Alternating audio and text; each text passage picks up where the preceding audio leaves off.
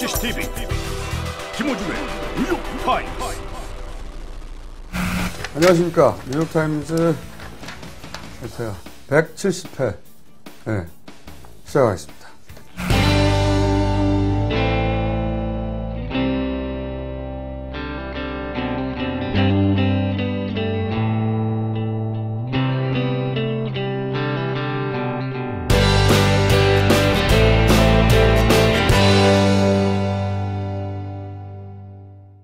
자, 오늘부터는 또 포맷을 좀 더 바꿨어요. 저희가 한편으로 통합을 했습니다. 통합. 그것은 아무래도 또 한겨울에 신문사에서 뉴욕타임스에 지원하는 예산이 축소된 것이 아닌가. 시사돼지가 안 나오기 때문에. 이런 의혹을 가져오고요. 시사돼지 오늘 방청객으로 나오려고 했는데. 네. 나오려고 했는데. 방청객은 자존심이 상한다. 곧 네. 김외연을 몰아내고 자신이 저 자리에 앉을 것이다. 네. 지난주 얘기로는 방청객도 수당을 주면 오겠다라고 했는데 그게 뭐 결렬이 된 걸로 보죠. 김외연 기자는 말이죠. 네. 입을 여는 순간 모든 걸 싸늘하게 만드는 재능이 있어요. 대단한. 잘생겼잖아요. 그걸로 여기 꽂힌 것 같은데. 그래서 김외연 기자를 보러 오는 방청객도 존재할지도 모른다는 설이 있는데, 혹시 오늘 오신 분 중에 나는 김외연 기자를 실물로 보러 갔다, 이런 분 있으십니까? 김어준 총수를 보러 왔다. 난 안 물어볼래. 네, 김외연 기자는 아직은 한 명도 없군요. 게시판에서 얼핏 본 것 같아요. 아마 본인이 쓴 것 같아요. 뭐 잘생겼다 그런 거요. 네, 그런 거죠. 김외연 기자 너무 한겨레 기자 같지 않고 주류 사회 증권맨 같은 분위기가 난다. 한겨레 최고의 미남이죠. 그러면서 김외연 기자를 실물로 보고 싶다고 하는 게시물이 딱 하나 있었던 걸로 알고 있는데, 그게 한겨레 내부 IP로 밝혀진 거예요. 그것도 취재 좀 해봐야 되겠네. 그리고 야당 부반장 김보엽 기자 나오셨어요. 그 신분의 변동이 좀 있습니다. 그래요? 반장이 되셨습니다. 반장. 오, 승진하셨어요, 반장. 임시 반장. 임시? 네. 왜요? 제 앞에 있는 두 분이 한 칸씩 올라가는 바람에 제가 잠시 한 칸 가 있는데 몇 달 뒤에 또 누가 올 거거든요. 그럼 다시 또 몇 달이면 뭐 임시가 아니네요. 임시라 하면 뭐 한두 주 이럴 때 임시지. 자, 그럼 반장. 길어야 3달. 네, 반장으로 승진한 야당 반장 김보엽 기자 나오셨습니다. 네. 안녕하십니까. 아니 뭐 딱히 박수까지 칠 건 없었는데 치고 말았네요. 네. 이렇게 두 한겨레 기자만 나왔기 때문에 네. 오늘은 딱히 재미가 없을 거라고 생각이 드는데, 저도 그렇게 생각합니다. 어쨌든 이 170회는 저희가 이제 한 통으로 하나의 구성으로 해보려고 합니다. 했는데 재미없으면 다음 주에 또 어떻게 바뀔지 몰라요. 네. 이 두 분이 동시에 잘릴 수도 있고요.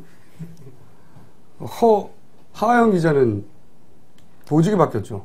이번 인사가 나서 정치부로 왔는데 국방부 출입. 국방부 출입으로. 네.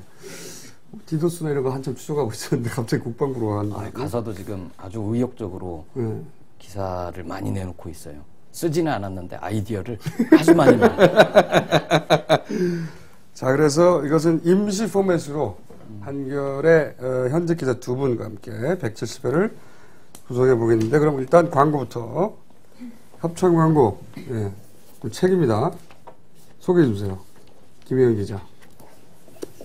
할 일이 딱히 그거밖에 없는데 딴 걸 보고 있으면 어떡해. 들어줄까?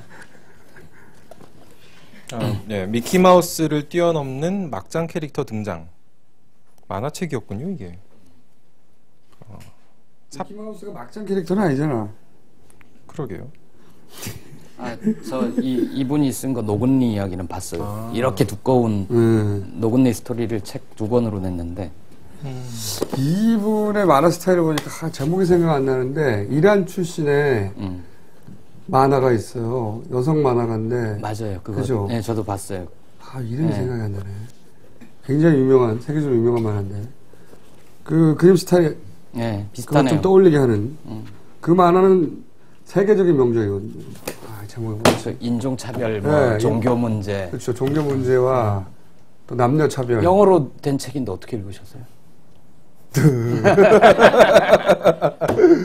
2권으로 나왔는데 아주 세계적인 베스트셀러입니다. 제목이 뭐더라 그게. 전화 한번 해볼까요? 다음 전화 인터넷에 한번 찾아보십시오. 네. 딱히 할 일도 없으시면서. 자, 그럼 소개해 주십시오. 찾으라면서요. 네? 아니, 이 책에 내가 한번 찾아볼게요. 아무튼 어쨌든 뭐 이 책의 제목은 삽질의 시대입니다. 지은이는 박건웅 72년 서울생의 만화가죠.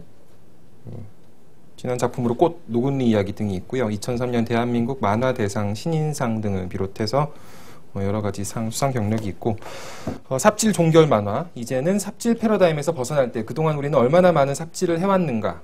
우리 스스로가 변하지 않고서는 세상의 문제를 바로잡을 수 없습니다. 만화 한 편으로 세상을 움직이거나 뒤집을 수 있다고는 생각하지 않습니다. 페르세폴리스. 네. 이란의 수도였거든요, 페르세폴리스가 과거에. 굉장히 재밌습니다.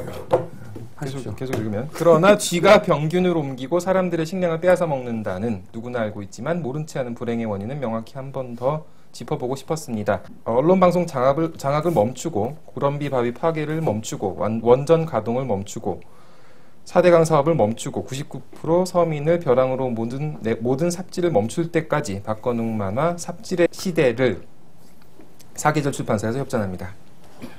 아마 네. 다시 하라고 할 것 같아요. 끝나고 나서. 그렇게 알아서 하시고요. 우리 다 갈 테니까 다시 혼자 하시고요. 이 만화의 어떤 그 느낌, 구성, 여기 그 페르세폴리스의 영향을 다소 받지 않았나 라고 하면 이 작가에게 실례일까요? 네, 노근리 이야기는 그림 스타일이 좀 달라요, 또. 아, 그렇구나. 네. 페르세폴리스는 영문으로 나온 걸 어떻게 읽으셨죠? 읽지는 못했고 나왔다는 것만 아시려고. 아니요, 그림만 봤어요.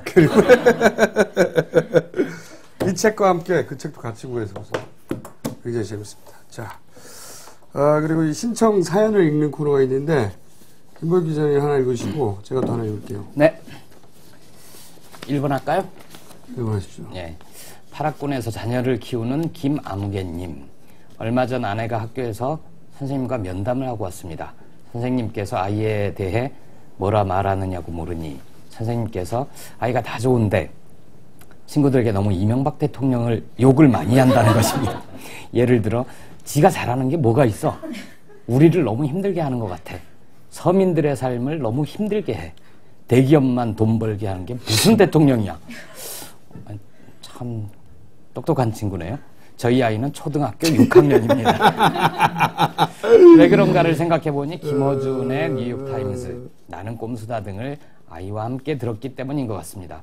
물론 저의 말도 한몫했지만 이번 기회에 가족이 함께 방청한다면 자라는 아이에게 좋은 비전과 꿈을 줄 것 같아서 방청 신청합니다.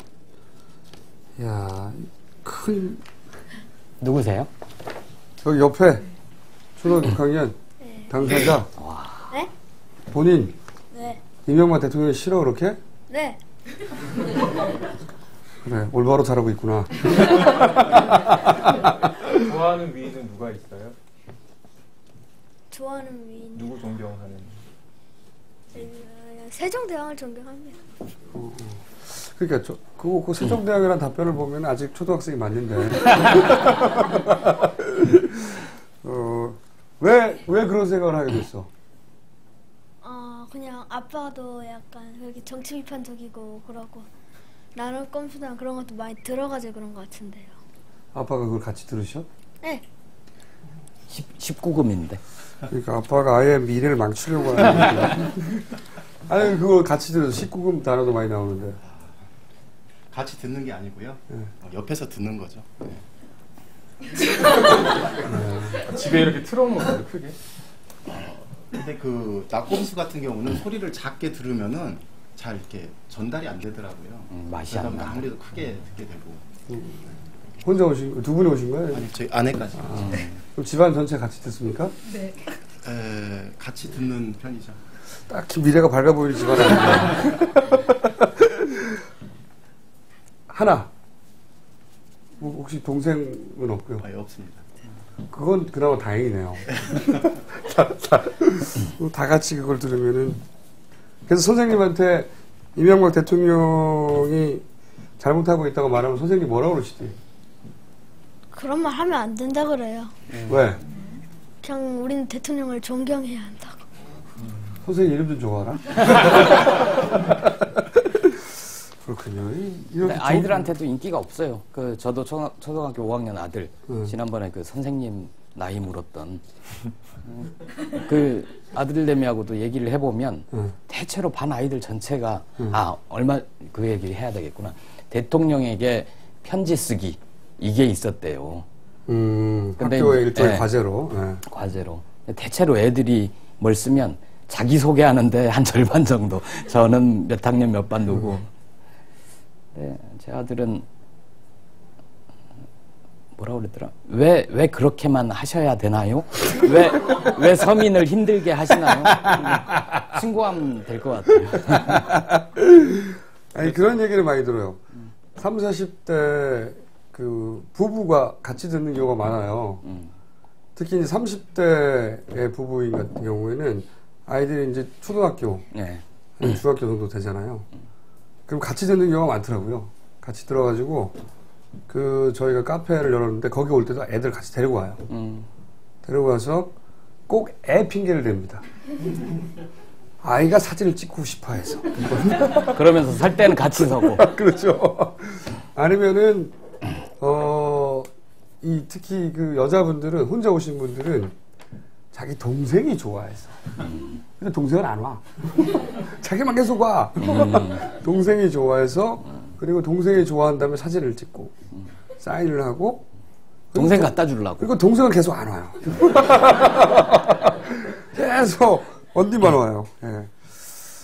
근데 이렇게 같이 밤에 틀어놓고, 저희가 또 여론조사 같은 거 해보면, 이제 그 차를 타고, 혹은 뭐 지하철을 타고, 대중교통을 타고 듣는 것보다 절반 가까이가 집에서 들어요.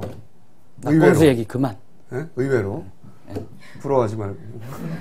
의외로 집에서 듣는데, 집에서 조그맣게 틀어놓고 이어폰 끼고 듣지 않을 거잖아요. 그러니까 그 세대에는 아이들도 조기 교육이 되고 있다. 욕설과 함께. 그 대목을 어떻게 처리하십니까? 아이가 그렇게 빨리 현실의 언어에 이렇게 길을 막아주시나요? 아닙니다. 그냥 들어요.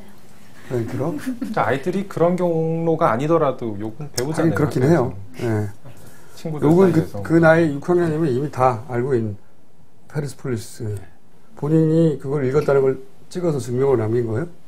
아니 누가 읽었다고 그래서 보내달라고 그랬어. 삭제해주세요, 이거. 무의미한 대화니까. 그리고 제가 두 번째 읽었습니다. 누구는 구속될지 안 될지 알 수 없고, 어떤 사람들은 깃털 아닌 몸통을 찾을 수 있을지 알 수가 없고, 어떤 사람들은 쇠고기 냄새를 맡아가며 어떻게 광우병을 구별할 수 있는지 알 수 없고, 저는 언제 방청이 가능할지 알 수가 없네요. 총수님 말씀하실 때 삐 소리가 아직도 낯설지만 잘 듣고 보고 있습니다. 자, 총선이 분위기가 처졌습니다. 희망적인 부분도 있지 않을까요? 그런 부분들이 좀 더 이야기되었으면 합니다. 공덕동 족발에 막걸리가 생각나는 밤이네요. 근데 딱히 방청을 꼭 해야 된다는 얘기는 없는데. 저는 언제 방청을 할 수 있을지 알 수 없다. 그 말에 누구신가요? 남자분이네. 괜히 읽었네. 그러면은 공덕동에 왜 하필 공덕동 족발이죠? 예전에 이게 왔었는데요. 그때 그 같이 했던 친구들이랑 좀 추억이 있어가지고 생각이 나서. 두 번째 나오신 거예요? 아니요, 그건 아니고요. 예전에 어디를 왔다는 말씀이세요? 공덕동 쪽에 이렇게 와서 가끔 이제 술 마시러 오고 그랬었거든요. 그래서 많이들 오시더라고요. 네. 족발, 전. 네, 전 신청을 근데 여러 번 하셨나 봐요. 예, 한 4번 정도 한 것 같은데요. 네, 한 번도 안 되더라고요. 그래서. 우리가 그 남녀 구분을 해요, 좀. 이름을 보고 남자 같은 경우는 일단 삭제하는데 근데 이제 이름이 남녀 구분이 안 되는 분들이 간혹 이렇게 선택되시고. 그렇습니다. 자, 그러면은, 요즘은 이 야당에 할 얘기가 너무 많아가지고. 네. 그죠? 기분 좋은 얘기를 해도 모자랄 판에, 사건이 계속 팡팡 터지고 있습니다. 원래 총선 끝나고 나면 그렇죠. 진 쪽에 기사가 쪽에. 많거든요. 근데 4월 11일 이후로는 새누리당 기사가 많았어요. 그래서 이상하다. 우리가 야권이 졌는데 왜 이쪽 기사가 별로 많지 않지? 그러자마자 그냥 마구 쏟아져 나오기 시작했어요. 그러니까 요즘은 야권에 바라볼 사람이 박원순 시장 한 번밖에 없는 것 같아요. 그 양반. 왜 원장님은? 원장님이? 네. 안철수 원장님? 네. 아무 말이 없잖아요. 박원순 시장이 계속 이렇게 사안들을 밀어내면서, 그것도 제대로 된 사안들을 밀어내면서, 이러다가 대권에 나오시는 거 아닌가. 이번에요. 농담입니다. 말려야죠. 네, 농담입니다. 대권에 나온다고 해. 이렇게 나올라 또. 자, 그러면은, 진보당과 민주당 이야기를 한번 해보고, 네. 하지 않을 수는 없으니까, 네. 이 좀 우울한 얘기를 깔끔하게 빨리 정리하고, 네. 170회를 마치도록 하죠. 자, 먼저. 파이시티는 아예 안 하고? 예? 파이시티? 파이시티는 뭐, 조금 하죠, 뭐, 조금. 조금만. 네, 조금만 하죠. 자, 우선, 둘 중에 비례대표 경선, 네. 통합진보당, 이 문제를 먼저 얘기를 좀 해보자면, 이거가 원인이 뭐라고 보십니까, 우선? 물론 민주당 출입이긴 하지만. 요새는 거의 진보당 기사를 많이 씁니다. 아, 그래서? 진보당 반장은 따로 있거든요. 그러니까. 원인은요, 정당을 운영하는 데 있어서 네. 당을 현대화하지 못한, 예전에 1970년대, 80년대 민주화 운동하고 노동운동, 학생운동을 하던 시절에 가졌던 이 몸에 배었던 나는 옳다, 우리는 옳다. 그렇기 때문에 그 옳은 것을 목표를 실현하는 과정에 약간의 하자가 있거나 절차적 문제가 있더라도 그건 그닥 중요하지 않다. 큰 대의를 위해서는. 그렇죠. 그게 좀 이 뼛속 깊이 이 자리 잡고 있는 거 아닌가. 문화, 습속 이런 걸로. 그래서 실제로 이번에 비례경선에서 드러난 문제가 단지 이번에 비례대표 순위를 조작하기 위해서 막 이번에 처음 터진 문제가 아니라 현장 투표에서 투표함 들고 다니는 이런 거라든지 그런 게 좀 과거부터 있었다. 그렇죠. 새로운 게 예전에는 그러니까 노조 사무실 같은 데 투표함 놓고 네. 왜 일하다가 내가 바쁘니까 네가 대신 투표해. 이런 것도 실제로 많이 있었고. 예. 뭐 그런 것도 다 그런 습속도 다 녹아 있는 건데 그렇죠. 한꺼번에 여기 몰려서 터진 거라고 저도 이해하는데 네. 그런 것도 또 있는 것 같아요. 개파. 있죠. 그 문제는 어떻게 보십니까? 우선 최초로 이 문제 제기를 한 것은 유시민 대표가 이끌던 국민참여당 개파 쪽의 사람이 문제 제기를 했어요. 예. 아시다시피 이 지금 통합진보당은 그렇게 참여당 쪽 유시민 대표로 대표되는, 그리고 진보신당 노회찬 심상정으로 대표되는, 네. 그리고 일부. 일부죠. 새진보 다는 아니고 진보신당도 또 남아 있으니까. 그래서 일부 진보신당에서 탈당한 사람들. 그리고 이제 민주노동당이라고 불리던 시절에 개파. 네. 이 세 개만 있는 거라고 생각하면 또 다 이해가 안 가는 것이 민주노동당 안에 파도 또 나뉘어져요. 그렇죠. 소위 이제 당 대표를 배출한 당권을 잡은 쪽과 배출하지 못한 쪽. 예. 그러니까 최소 4개 정도로 구분해서 이걸 봐야 되는 겁니다. 맞습니다. 그렇죠. 예. 그렇게 진보당이 많이 쪼개지다 보니까 이제 그 통합 당시에 통합진보당으로 만들 때 단일 정파로 최대 조직은 국민참여당 계일 것이다, 이런 얘기도 나왔었어요. 그렇죠. 그러니까 옛날에 민주노동당, 그러니까 이정희 대표가 있던 민주노동당이 하나의 개파가 아니라고요. 그것도 정치는 다 개파가 있잖아요. 당연히 거기까지는 정상적인데, 그래서 어쨌든 적어도 이렇게 4개로 구분해서 봐야 돼요. 최초로 문제 제기를 한 건 국민참여당 유시민 쪽에 개파 쪽의 사람이 이 문제 있다. 이 얘기를 한 것이고, 왜냐면은 이제 비례대표에서 그 현장 투표에서 뒤집혀진 것이 국민참여당 쪽의 비례대표였거든요. 그렇죠. 여성 후보. 여성 후보. 그래서 문제제기가 처음에 터져나간 것이고, 그리고 또 조사를 진행한 쪽, 조사위원장. 조사를 한 쪽의 조사 결과를 왠지 이정희 대표가 다 믿지 않는 것 같은 뉘앙스가 계속 뉴스를 보신 분들은 있잖아요. 그쪽은 또, 비당권파. 민주노총 출신. 네. 그러니까 그 이정희 대표 쪽이 아니라 이정희 대표 이외에 민주노동당 후보 중에 당권을 잡지 못한 쪽, 이쪽 사람이 조사를 한 거예요. 그러니까 언제나 당내 서로 당권을 잡으려는 그 알력이 있는데 갈등과 이쪽에서는 이 기회를 이용해서 이 당권파를 치려고 하는구나. 라고 하는 이해도 있는 거죠. 사실이든 아니든. 그런 것도 있고 또 진보신당에서 일부 탈당한 쪽, 노회찬 심상정. 이쪽은 어차피 소수기 때문에 유시민 대표 쪽과 뜻을 같이 한다고 해법에 있어서 보여지냐고. 이게 뒤죽박죽이 돼 있는 상황이죠.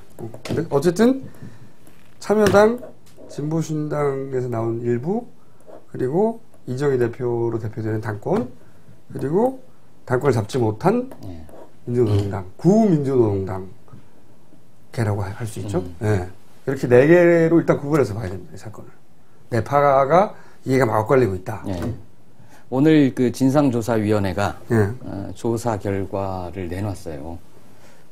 그냥 자기들만 갖고 있는 게 아니라 인터넷에 공개를 하고 우리 이랬다. 그런 점은 높이 사야 되는데 그죠. 진상조사위원회의 내용이 이런 행위가 있었다. 온라인에서는 현장 투표에서는 이런 문제가 있었다까지는 나오는데 사실 만약 조사가 한 단계 더 나가면 그죠.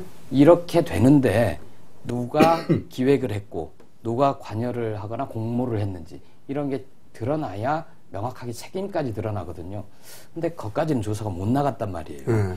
그러니까 이 문제에 대해서 서로 간에 이정희 대표 쪽, 당권파 쪽이 바라보는 시각과 그렇죠. 해법 그리고 비당권파 쪽의 해법이 서로 달라요.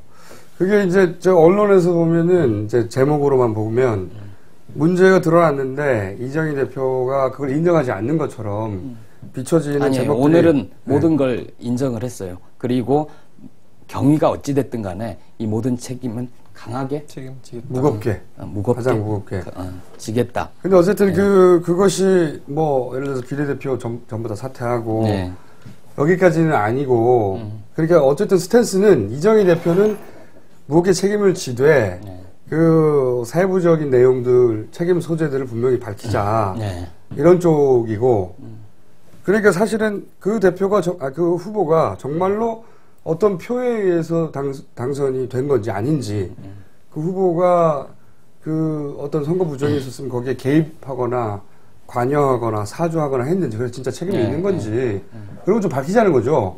그게 이쪽 당권파.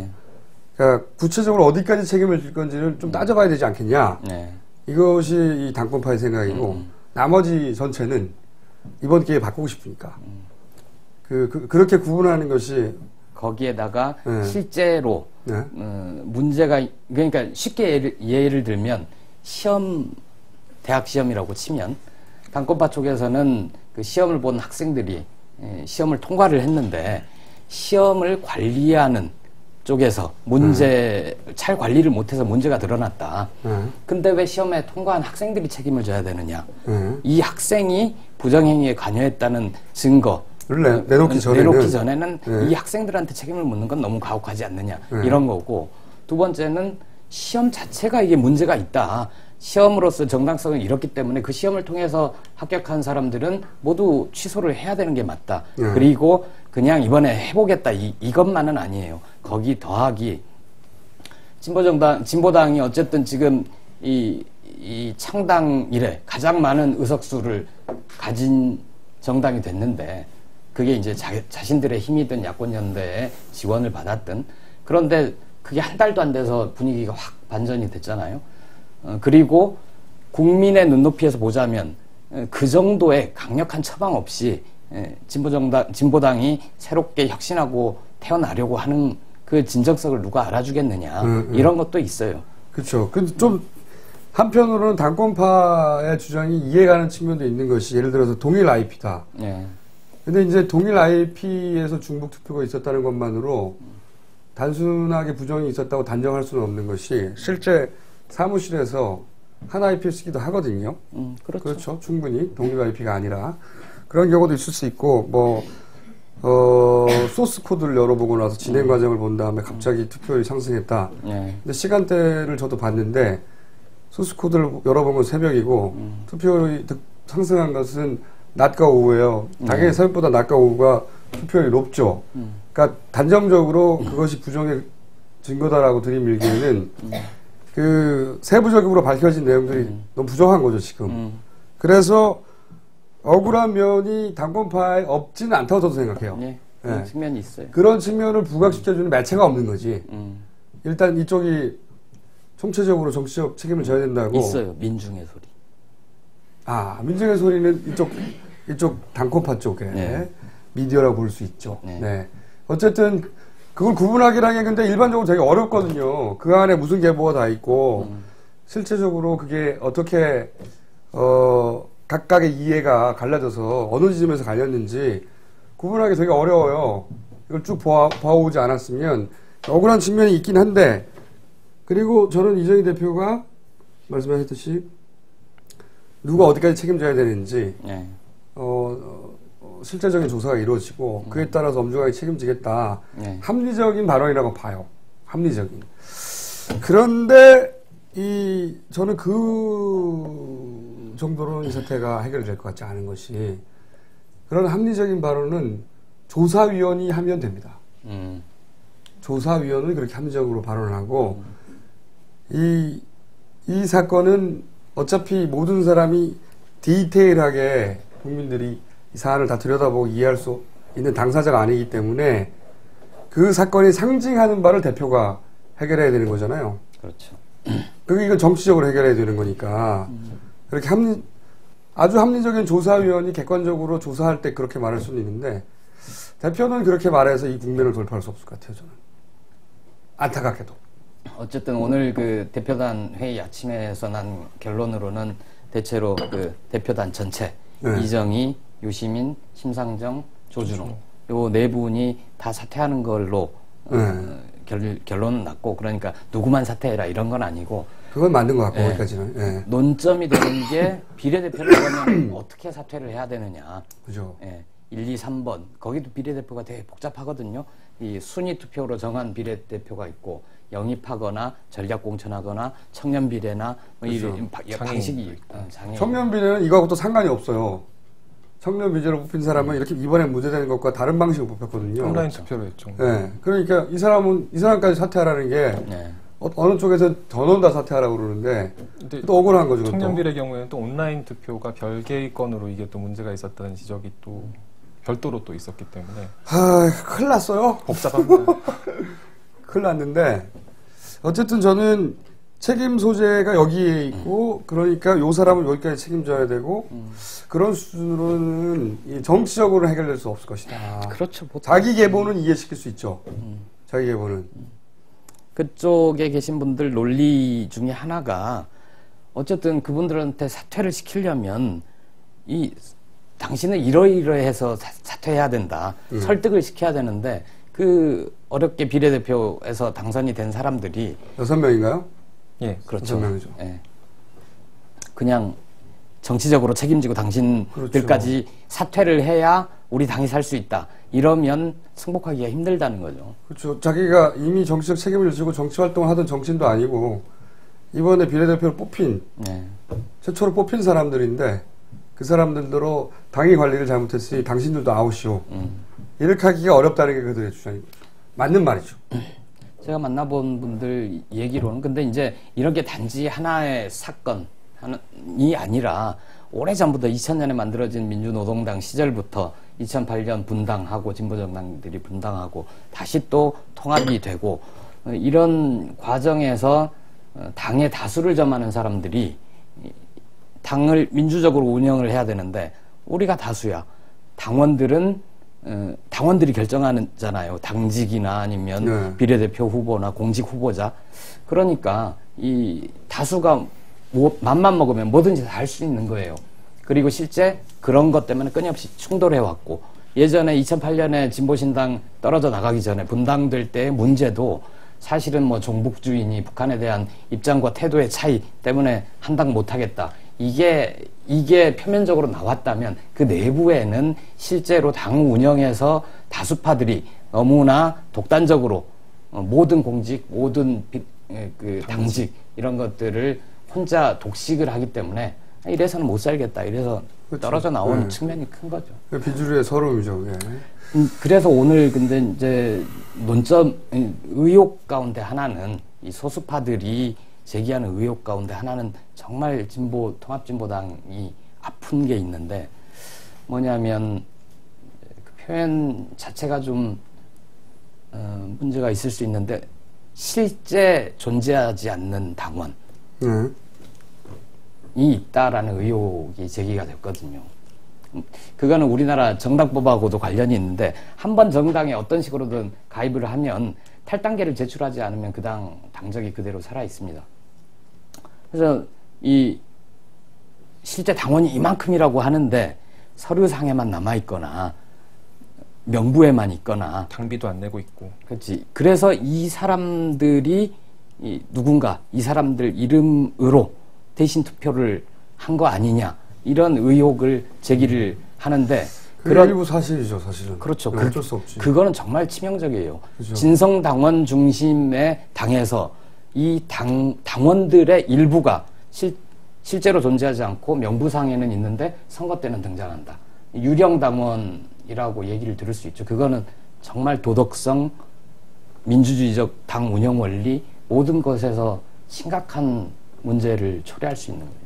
왜냐하면 진보정당이 다른 자기들은 다 보수정당이라고 하는 한나라당 혹은 민주당, 새누리당, 민주당 이 보수정당은 당원이 주인이 아니다. 당원이 평등한 투표권을 가지고 있지 않고 우리는 다르다. 우리는 한 사람 한 사람이 진짜 진성당원이다. 다 당비도 내고 그게 가장 주요한 차이점 중에 하나라고 주장해왔기 모든 때문에 걸 결정할 때 이렇게 온라인 투표도 실시하고 이렇게 해서 그렇죠. 당원들이 모든 걸 결정하고. 그런데 그게 허술하거나 실제하지 않는 당원들이 많다고 하면 자기들이 가장 자신 있게 주장하던 근거가 일부가 무너지는 거죠. 그 말씀하신 거고. 어쨌든 저는 구체적으로 이 사안이 어디까지 누구에게 책임이 있고 따지는 건 조사위원이 할 말인 것 같고 대표는 구체적 사안이 아니라 그게 상징하는 바를 책임져야 되는데 그런데 이제 그러니까 그 당원들이 아니라 국민을 상대해서 이 사건이 상징하는 바에 대해서 자기가 책임을 져야 되는데 그게 뭐 대표 사퇴 이런 걸 크게 여기지 않아요. 그렇죠. 일반인들 입장에서는 당연한 거지. 예, 당연한 거지. 일반인들 입장에서 보자면 그 비례대표들을 어떻게 처리할 것인가 이게 굉장히 주목도가 높고 그것의 결과에 따라 쟤네는 다르구나, 혹은 비슷하구나, 혹은 어쩔 수 없구나, 혹은 뭐 접어야지, 혹은 그래도 막 여러 가지 정도의 태도를 결정할 텐데 단순하진 않습니다. 근데 이게 지금 6번까지 1, 2, 3, 4, 5, 6번이 됐는데 1번은 여성 가운데 1등한 네. 경선에서 그다음에 2번은 남성들 가운데 1등한 그렇죠. 3번은 청년 비례 후보입니다. 4, 5, 6번은 전략공천 하듯이 해서 했던 그 개방형 명부라는 그래서 1, 2, 3번을 다 날리자 이런 얘기도 1, 2, 있잖아요. 3번 날리면 7, 8, 9번이 들어오잖아요. 네. 그러면 7번은 장애인이에요. 네. 8, 9번은 또 그 여성 2등, 남성 3등입니다. 네. 경쟁했던 분들. 똑같은 그룹 안에 경선에서 들어가는 있었던 거죠. 거예요. 네. 그럼 또 8, 9번을 빼야 그 돼요. 사람들이 1, 3번과 경합해서 뒤로 밀린 거거든요. 그렇죠. 8, 9번 빼고 이런 식으로 가다 보면은 서기호 승계 받을 판사가 맞아요. 승계 받을 분이 네. 12번의 유시민 대표, 14번의 서기호 판사까지 갑니다. 제가 보기에는 이 사안에 유일하게 마음 한쪽 구석이 동요하고 있는. 동요하고 있는 분이 서기호 판사가 아닐까 싶은 생각도 19번이 무슨 한국연구소 무슨 대표 그분도 참여당에 좀 가까운 분하고 유시민 대표도 곤혹스럽죠. 근데 유시민 대표는 본인이 받지 않겠죠. 이런 사안에서는 못 받죠. 받으면 대표로 불러가는데 18번 받아. 강정원 수가 없지. 그러니까 유시민 대표도 그 혜택을 못 받을 것이고 결국은 서기호 판사 정도. 네. 1, 2, 3번이 관건인 거예요. 1, 2, 3번을 어떻게 처리하느냐. 4, 5, 6은 별 상관이 없으니까. 근데 어쨌든 제가 보기에는 모든 위기는 기회니까 좀 아싸하게 처리해야 된다. 유시민 대표가 네. 안 받게 되면 이제 받을 사람이 없는 거예요. 명부가 20번까지밖에 없거든요. 그렇죠. 그러면은 진보당은 한 석을 내놓는 거죠. 비워두게 되는 거죠. 그래서 어쩔 수 없이 유시민 대표 받으려나? 아니, 그렇게는 안 되고. 그래서 이제 1, 2, 3번 중에 청년 비례대표는 그나마 좀 덜한 거 아니냐. 살려주자. 예, 그런 논의가 있을 수도 있죠. 어쨌든 비례대표가 고스란히 가면서 이 사안이 해결될 것 같지는 않아요. 지금 보면은. 예, 굉장히. 어렵죠. 예. 예. 모두가 조금씩은 억울한 정도로 해결이 되지 않겠는가.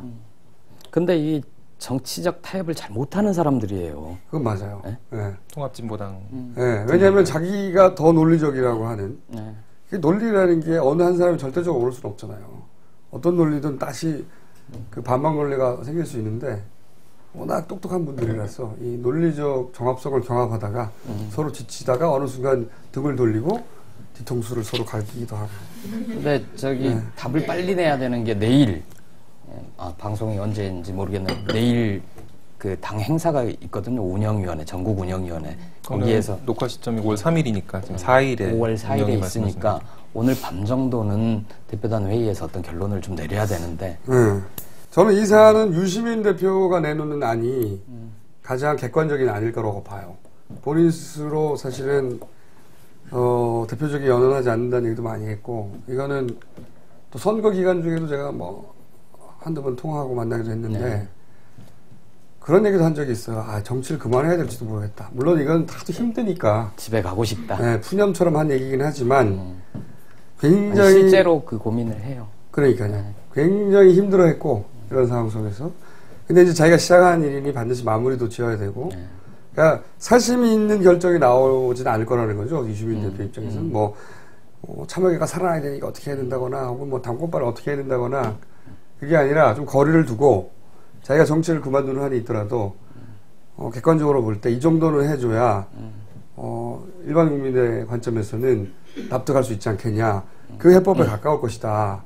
이정희 대표를 개인적으로 좋아하긴 하지만 이정희 대표는 또 자기가 대변하는 그 세력이 있으니까 그렇죠. 거기서 완전히 자유로울 수는 없죠. 그렇다면 그 세력의 대표가 될 수 없는 것이고. 그렇기 때문에 유시민 대표는 그 생각을 좀 할 거예요. 유시민 대표는 갈림길에서 이쪽을 선택한 거잖아요. 네.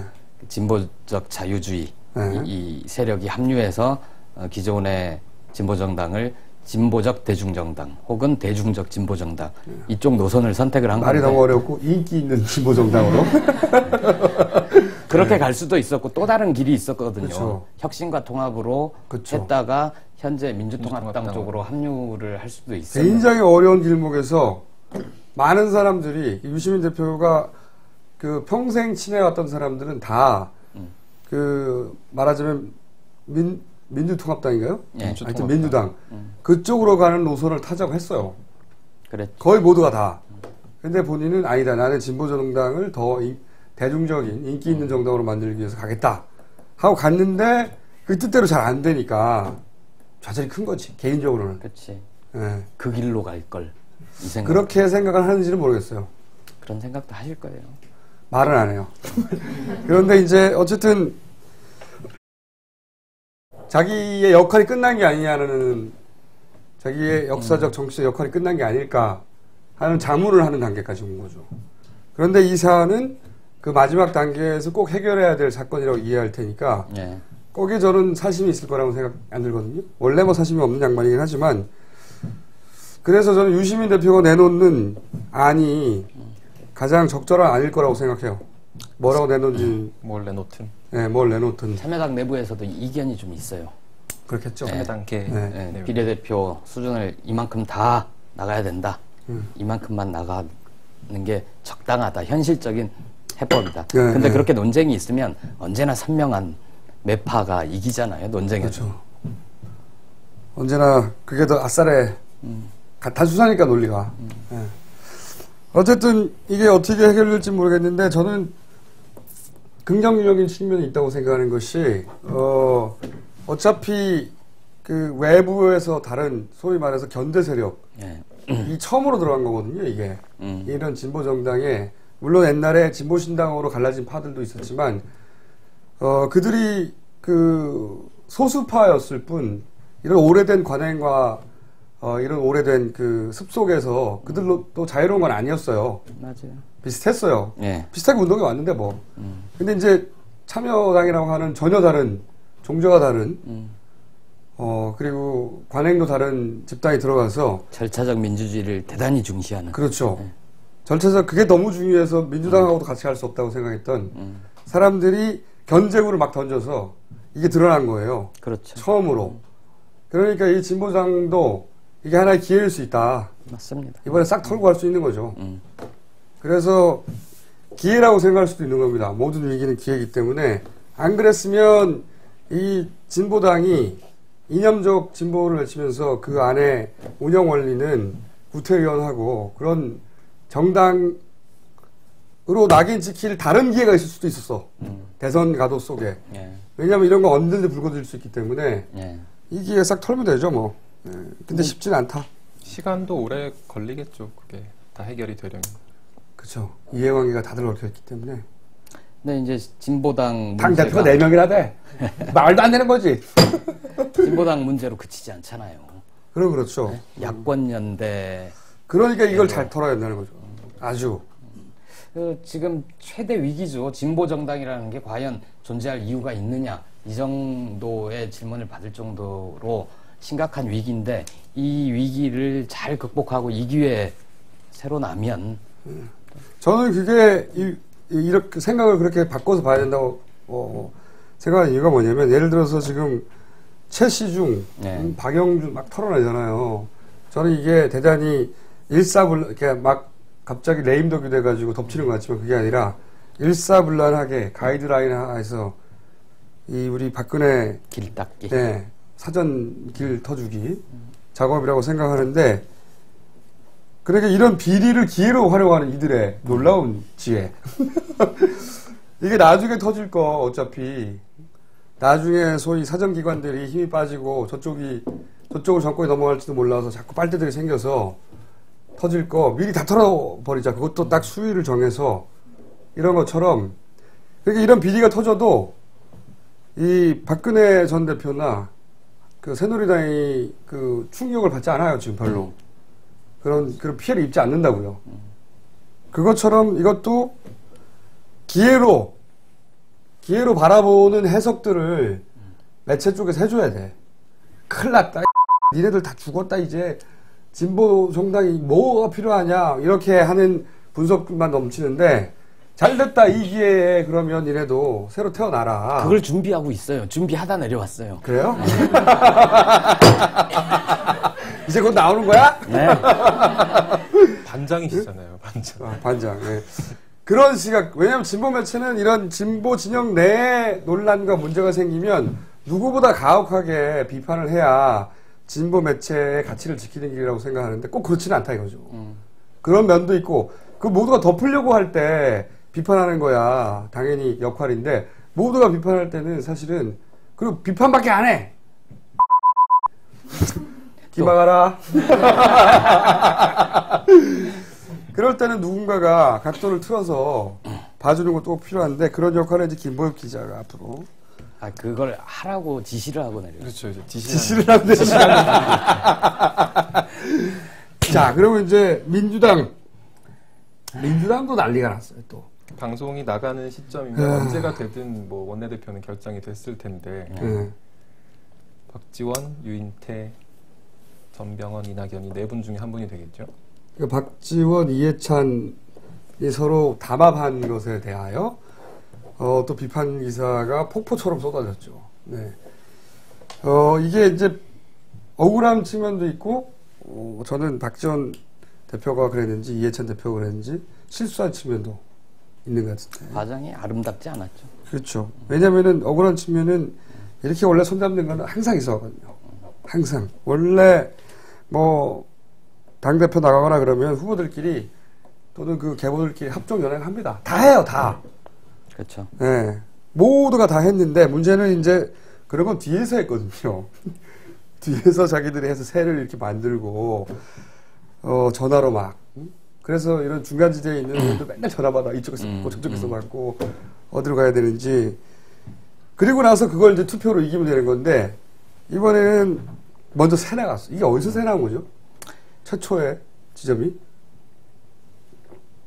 갑자기 생각이 안 나네요. 근데 어쨌든 이 합의를 추진한 쪽 얘기를 들어보면 이해찬 전 총리가 될 거라고 생각하고 만나지를 않았다는 거예요. 박지원 대표를 마지막으로 만나 보는데 이 길밖에 없으니까 일단 얘기라도 해보자 했는데 의외로 박지원 대표가 받은 거죠. 그러면서 그리고 나서 박지원 대표가 먼저 얘기했나? 이해찬 총리 쪽에서는 먼저 나왔던 것 같은데. 이해찬 총. 흘러나오게 된 과정이 그렇구나. 그래서 이제 긍정적으로 검토한다. 뭐 이런 답을 듣고 나서 이해찬 총리랑 가까운 이번 뭐 당선자 돕는 사람들한테 의견을 한번 돌려봐야 될 거 아니에요. 이게 되는지. 그리고 박지원 이게 이 커뮤니케이션 미스 커뮤니케이션이라고 하던데 박지원 대표 쪽에서는 또 생각을 할 거 아니에요. 그렇죠. 이게 진짜 하자는 건지 한번 간만 보는 건지. 간만 보는 건지. 그래가지고 박지원 대표 쪽에서는 그렇다면 내가 어떻게 이걸 믿을 수 있냐. 공개적으로 한번 말을 해봐라. 그런 얘기가 그래서 이제 말은 되게 많아요. 그래서 원내대표의 그 몇 표 이상을 모아주라. 사인해라. 이렇게 했다는 반대하는 쪽에서는 그렇게 공격을 하고 이제 추진한 쪽에서는 얘기를 뭐라고 하냐면 그게 아니라 우리 그러면은 그 지지 서명도 해볼까? 의견 묻는 과정 속에서 일단 처음 흘러나왔고 지지 서명도 해볼까 했는데 의견을 묻다가 지지 서명 자체가 선거법 위반이에요. 지지 서명을 못하게 돼 있고 뭐 기자회견할 때 뒤에 설 수도 없고 뭐 그렇다고 그러더라고요.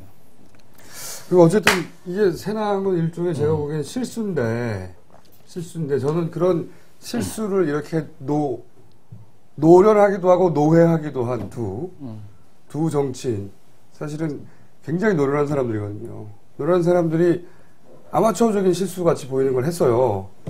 근데 그 이면에는 이런 게 있는 것 같아요. 이번 선거 때를 보면 김영민 선거구에서도 그랬는데 전통적인 오래된 또 보수적인 민주당을 지지하는 분들 중에도 보수적인 지지자들이 있죠. 그 전통적으로 오래되고 보수적인 그런 오래된 민주당 지지자들이 민주당 후보를 적극적으로 지지하지 않았어요. 그 표가 다 안 넘어왔어요. 그 표가 계속 남아 있었어요. 저희도 여론조사를 해보면. 그러니까 이제 그 추정 키로는 민주당과 진보당이 연대하는 과정에서 자존심이 상한 거예요. 자기가 월등히 몸집이 큰데 너무 많이 휘둘리고 자존심이 상했다. 너무 많이 내주고 뭐 그런 해석들이 존재해요. 그 해석들이 맞건 틀리건 중요한 건 진짜로 전통적인 오래된 민주당 지지자들이 표가 다 안 넘어왔어요. 그 후보들에게. 그러면서 아마도 박지원 대표 같은 경우에는, 전 대표 같은 경우에는, 이것은 그 전통적인 민주당 지지자 혹은 호남 지지자들의 민심을 잡지 못했기 때문이고, 그렇다면 내가 그걸 모아낼 수 있을 것이다. 그런 생각. 그리고 어차피 또 한 세력을 구성하는 새칭 친노 진영을 또 규합하려면 형으로 대접받는 이해찬 전 총리가 필요할 것이다. 그러니까 양축이 만나면 사실은 이 선거 패배했던 원인들을 해결하고 만회해서 누구나 반길 정도의 조합이 아니겠는가 하는 자신이 있었던 것 같아요. 그분들은 그렇게 생각을 했죠. 그렇죠. 자기들은 이것을 특별히 누가 격렬하게 반대하거나 여론이 반대하지 않고 이 민주당 지지자들은 이 수가 가장 묘수가 아니겠는가 하고 받아들일 거라고 스스로들 자신을 한 것 같아요. 그러다 보니까 이 관리를 잘 타이트하게 안 했던 게 아닌가. 그런 자신감이 근데 이게 새 나가는 순간 원래 다들 이렇게 연대하지만 그게 새 나가면 그 반대편에 있는 마이너 후보들은 그걸 비난할 명분과 빌미를 잡았잖아요. 그렇죠. 대주주들끼리 담합해서. 그죠. 그러니까 거기서 이제 마이너 후보들이 공동의 적을 상정해서 자기들끼리 힘을 규합하고 언론 플레이도 하고 사람들한테 저 새끼들 나쁜 새끼들하고 말할 찬스를 포착하는 거죠. 그게 큰 실수로 돌아온 거죠. 말하자면. 근데 그 마이너 후보라는 분들도 사실 이게 불거지기 전까지만 해도 다들 박지원하고 합치려고 하고 박지원, 이해찬 이게 계속 계산 중이었던 분들이거든요. 맞아요. 이게 관리의 실수인 것 같아요. 그 과정에 프로세스 관리의 실수. 그리고 실제로 뭐 그런 건 있어요. 효과로 보면 이분들이 정권 교체를 하려면 지금 당 안에 갈라져 있는, 즉 요렇게 안 했으면 어떻게 되냐면 5월 4일에 민주당이 원내대표 의원들을 원내에서 주로 하는 그 대표를 5월 4일에 뽑고 6월 9일? 네. 6월 9일에는 민주당의 대표를 뽑는 게 있거든요. 근데 이 두 사람이 다 민주당 대표 선거를 나가려고 했던 분들이에요. 이 두 사람이 민주당 대표를 뽑는 전당대회에 나가서 다투면 한쪽은 호남 그리고 김대중 주의자라고 평소 얘기를 하는데요. 박지원. 한쪽은 노무현 대통령하고 가까웠던, 그리고 뭐 이렇게 둘이 계속 다투게 되거든요. 그러니까 우리 다투지 말자 고 한 게 취지였고, 그래야 힘을 합쳐야 정권 교체를 할 수 있다는 거 했던 건데, 이 친노 호남 그리고 비호남과 거꾸로인가? 비노. 그렇게 힘은 합쳤는데 다른 분들이 또 다 적대화가 돼버려요. 원래 정치는 누군가가 명분을 딱 쥐면 그걸로 연락이 세게 공격할 수 있는데 상대가 자기들을 공격할 명분을 너무나 손쉽게 줘버린 거죠. 네. 어쨌든 경선 결과가 어떻게 될지 지금 모르는 상황. 그래서 여론의 몰매를 맞고, 그리고 사실 두 사람의 조합이 그 구태의원한 과정을 거쳤던 이 구태의원한 과정은 구태의원 하긴 하나 모두가 다 합니다. 모든 정치판에서 다 합니다. 항상. 그래서 잘했다는 게 아니라, 그러면 그 외의 방법으로 서로 연대하거나 모색하는 방법이 어디서 이메일로 하나? 어쨌든 그 이상의 해법을 내는 사람이 또 딱히 있지도 않아요. 그러니까 그 민주당 의원들 만나서 얘기를 들어보면 실제로 반대하는 분들도 그럼 누구 하란 말이야, 그러면? 두 사람의 능력은 높이 사는 거고, 그리고 대안이 없다. 그런 얘기들을 좀 하죠. 그래서 박지원 대표의 당선 가능성이 높은 건 사실이에요. 1차에서. 네. 한편으로는 또 똑같은 이유에서 참 인물이 없다라고 말하는 분들도 있죠. 그건 맞아요. 이 두 분이 70대 아닌가요, 지금? 최다선과 최고령의 조합이죠.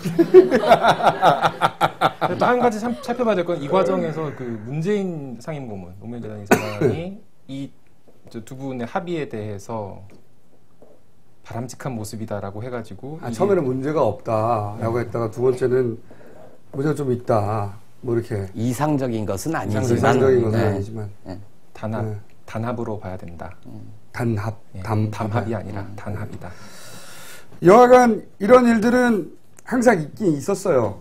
항상 해왔고 모두가 다 해왔는데, 그리고 지금 이걸 비난하는 후보들도 그러려고 했는데 공개적으로 이 두 메이저가 손을 잡아버리니까 자기들의 정치적 운수의 폭이 다 사라졌으니 열받을 수는 있죠.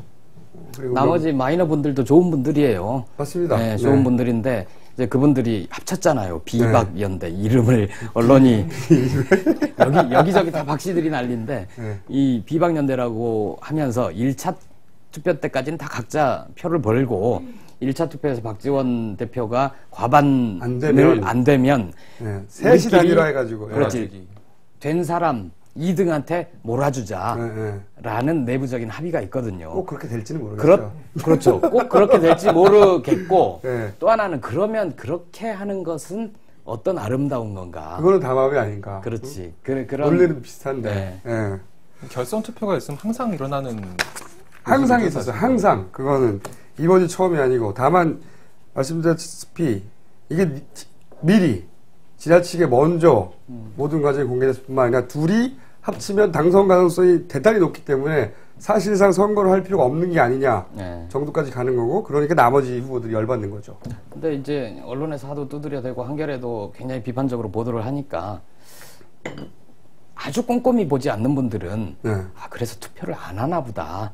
박지원이 원내대표가 됐나 되고 보다, 이미. 이해찬 당대표 됐나 보다. 이렇게 착각하는 분들도 좀 있긴 해요. 이거 이 뉴욕타임즈가 네. 저는 오늘 같은 시간에 뉴욕타임즈의 진정한 존재 의미라고 생각하는 것이 이런 해설을 해주는 데가 없어요. 그렇기 때문에 왜냐하면 매체는 이런 먹을거리가 생기면 내가 더 잘 씹을 거야. 그러니까 왜 이런 일이 벌어질 수밖에 없는지 조금이라도 이해해주면 마치 그 당의 편이 되는 것 같잖아요. 그래서 해설을 잘 안 해줘. 뭐 일부 인정합니다. 일부만 인정하시려고 그래? 이해를 해주려고 하는 폼을 조금 잡다가도 그러면 네가 뭐 그 정당의 편을 특별히 들어준다거나 아니면 중립성을 잃었다고 공격을 받을까봐 예를 들어 조선일보나 중앙일보나 동아일보는 전혀 그런 생각을 하지 않죠. 마음껏 자기들 마음대로 편을 드는데 그렇다 하더라도 한겨레 기사에 대해서는 모두가 불만족을 그러니까요. 왜냐하면 어정쩡하거든요. 이쪽 편도 아니고 저쪽 편도 아니고 세상에 정치적 중립이라는 건 있을 수 없다고 생각하는데 어쨌든 간에 그러다 보니까 도대체 뭘 어떻게 이해하고 받아들여야 될지 잘 모르겠고 다만 나쁜 일이 일어났구나. 실망이야. 요 정도에서 끝나거든요. 감정 정리가. 그래서 점점점 멀어지는 거죠. 이 정당들은. 맞아요. 네, 그 경청할 만한 의견입니다. 웬일이래? 그래서 이 두 가지 사건은 좀 재미없을 수도 있는데 궁금하기도 했잖아요. 도대체 정말로 무슨 일이 벌어졌는지. 아니 나도 알아요. 그래서 요 사건을 좀 이해하고 보면 그렇게까지 우리가 실망할 일은 아니라는 거예요. 네.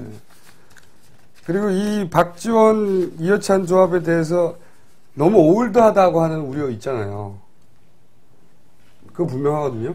올드해요. 언제적 사람들입니까 도대체?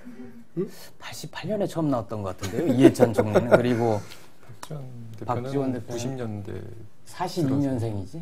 이해찬 전 총리도 총리 물러나면서 이제 다 했구나. 그랬죠. 정계 이제, 은퇴까지 했던 그렇죠. 분이죠. 뒤로 물러나서 이제 원로가 되는 거구나. 그런 수술을 밟았어요, 진짜. 무슨 단체에 뭐 노면재단에. 이해찬 총리가 젊으시죠, 박지원 대표보다는. 근데 의외로 젊어요. 다 선수는 많은데. 예. 네. 그래도 너무 오래됐어요. 노무현 대통령보다 나이가 4살인가 적을걸요? 노무현 대통령이 46년생이었으니까. 그래, 삼촌 같은데. 네? 맞아. 어린 52년생. 그렇지. 6살 정도. 52년생. 그렇구나. 52년. 이제 겨우 환갑이네요. 요즘 박지원 환갑은 대표는 42년생. 두 분이 10살 차이. 근데 두 분 관계가 묘하다고들 해요. 이게 뭐 사실 그 김대중 전 대통령의 뭐 보좌관 또 뭐 측근 이런 식의 관계가 형성돼 있었는데 이해찬 총리가 그 뭐랄까요 모셨던 기간이 더 길기 때문에 연배는 박지원 대표가 더 위지만 뭐 이렇게 함부로 한다거나 이러진 않는 그런 정치인 문학이 훨씬 더 일찍이니까요, 사실은. 이해찬 총리가 요새 옷을 좀 젊게 입고 다니는데요. 옷만으로 안 됩니다. 그리고 워낙 선거 관리를 많이 한 양반이라 자기 선거 관리 노하우에 대한 확신이 있는데 그게 때로 이제 답답하게. 왜냐하면 자기보다 선거를 더 많이 치러본 사람이 없거든요.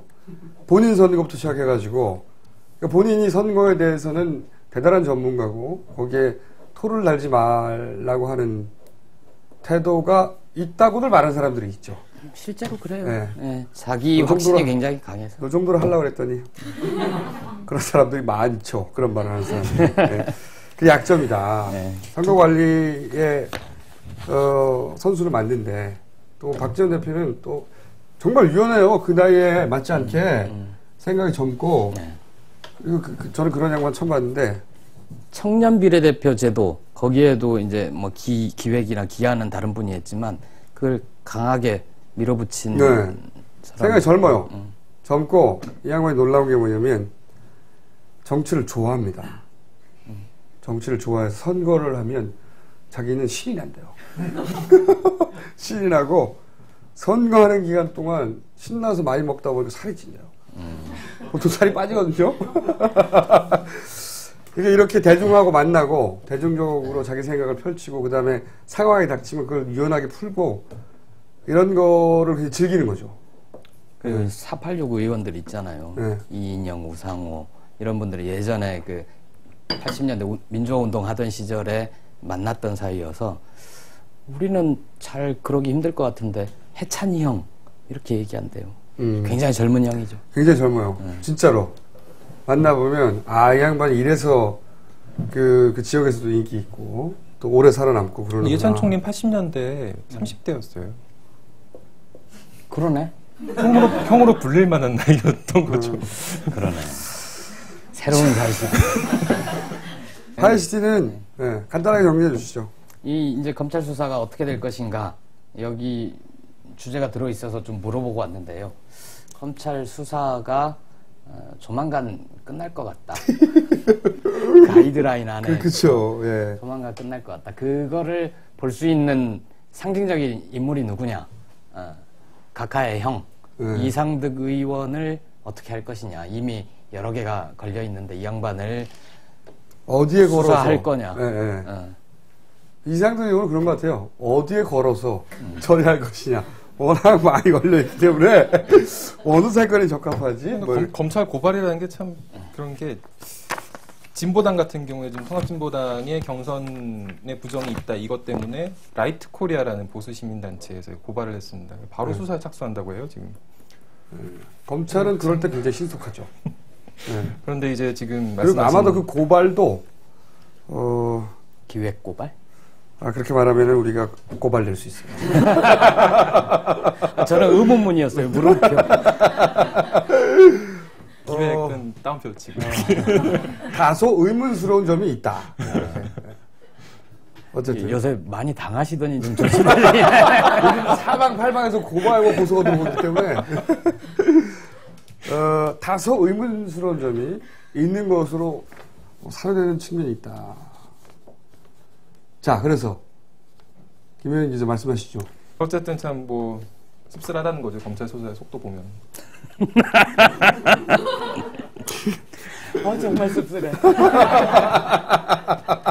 뭐라 그래고 있는데 그만하려고 이렇게. 자, 씁쓸합니다. 저도요. 네. 이건 근데 뭐 너무나 이게 이제 노무현 대통령 시절에 이명박 후보하고는 다른 것이 그때는 범진보 진영 쪽에서 이제 정권을 잡고 있었는데, 그 정권에 넘어가려고 하는 과정이기 때문에 검찰이 스탠스가 애매한 부분이 좀 있었다면, 때로. 지금 아니거든요. 지금 보수가 다시 연장하느냐 마느냐의 문제예요. 그러니까 스탠스가 별로 애매할 게 별로 없는 거예요. 오다를 내리는 쪽과 다음 받아갈 쪽이 같은 편인데요, 뭐. 검찰의 속도는 당연히 하나의 관리체계 하에서 돌아갈 것이다. 조금 더 눈치는 좀 볼 거예요. 조금 보겠죠. 이게 확실히 넘어가느냐, 연장되느냐. 그래서 확 하지는 못하지만, 하지만 이제 확실하게 오다가 떨어진 것에 대해서야 뭐, 분명한 것에 예를 들어 저희의 선거법 위반이라든가, 신속하죠. 그리고 한 가지 더 말씀드리려면, 우리는 연기했어요. 선거운동이 아니고? 아니, 출석 명령을 경찰에. 연기했는데, 이 사람들이 어찌나 요즘 언론 플레이를 세게 하는지. 체포영장 발부. 10시 되자마자, 부릉! 하고 내보내는 거야. 우리 변호사가 좀 더 연락했거든요. 근데 10시가 돼서, 그러니까 처음부터 언론 플레이 굉장히 세게 하더라고요. 부릉 하니까 어쩔 수 없이 잡아가고 이놈들은 법을 안 지키는 놈이라는 생각과 그런 이미지를 퍼뜨리려고 자기들이 먼저 보통은 1회 불응으로 이렇게 언론 플레이 세게 안 합니다. 왜냐면 3번인가 그렇죠. 3번까지는 사정들이 있으니까 3번까지는 봐주거든요, 다들. 근데 우리는 1회 불응, 체포 뭐 어쩌고 막 게다가 우리 연기한 거예요. 실제로는. 근데 그 언론 플레이를 오전 10시가 되자마자 저한테 전화도 안 왔어요. 전화도 안 오고 바로 기사부터 나가더라고. 부릉. 주진이도 부릉 그 다음날. 연기했습니다. 예, 저희가 저로서는 이제 아무래도 언론사 사주니까 호텔에서 조사를 해라. 이런 주장을 할까 하며 실제로 검찰이 호텔에서 조사한 사람이 있죠? 있죠. 민간인 사찰 때인가요? 네, 네. 그리고 아니면 서면으로 언론사 사주는 서면으로 했는데 경찰이 출장 조사를 하기도 하죠. 그렇죠. 네, 출장 조사를 하기도 하고 혹은 휠체어 조사라든가. 그리고 휠체어 하나 사드릴까요? 그리고 제가 이제 출두할 때 사장님 힘내세요. 이렇게 양쪽으로 쭉 직원들이 도열해야 되는데 직원의 숫자가 너무 적어요. 라인이 안 나와. 그래서 직원을 다시 모집하고 있어요. 라인을 만들기 위해서. 5시간이 좀 걸린다, 출두까지. 오늘은 여기까지 하겠습니다. 네. 자, 그러면 마지막으로 뭐 있어요? 광고 없나, 이제? 우공토 어깨 안마기. 지난번에. 그러니까요. 해주세요. 또 해야 돼요, 이거. 지난번에 보여드렸던 우공토 안마기. 우공토. 지난번 말씀드린 대로 5024는 그 우공이고요. 안마기를 어깨에 올리고 그러면은 양복도 좋아 보이는데. 리모컨. 좋은 건 아닌데. 잘생기면 뭘 입어도 좋아 보여요.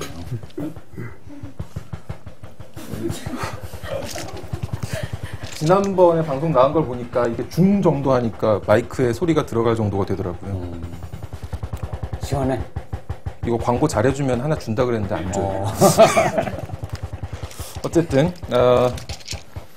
우공토 어깨 안마기가 다시 돌아왔습니다. 화목한 5월 가정의 달을 맞이하여 좋은 선물이 될 것 같은데요. 직장인, 학생, 노인분 등의 뭉치고 뻐근한 목과 어깨를 시원하게 팡팡. GS 홈쇼핑, G마켓 옥션 등에서 베스트 상품으로 인정받은 우수 중소기업 전동 어깨 안마기입니다. 고마운 분들에게 좋은 선물이 될 수 있습니다. 한이 착한 쇼핑 주문 전화 080-667-4949 또는 한이TV 메인 화면 배너 my한이.co.kr에서 주문해 주십시오. 저걸 볼 때마다 좀 애처로워요. 저렇게까지 해야면서. 그러게. 한겨레 다녀야 할까. 방청 방법. 예?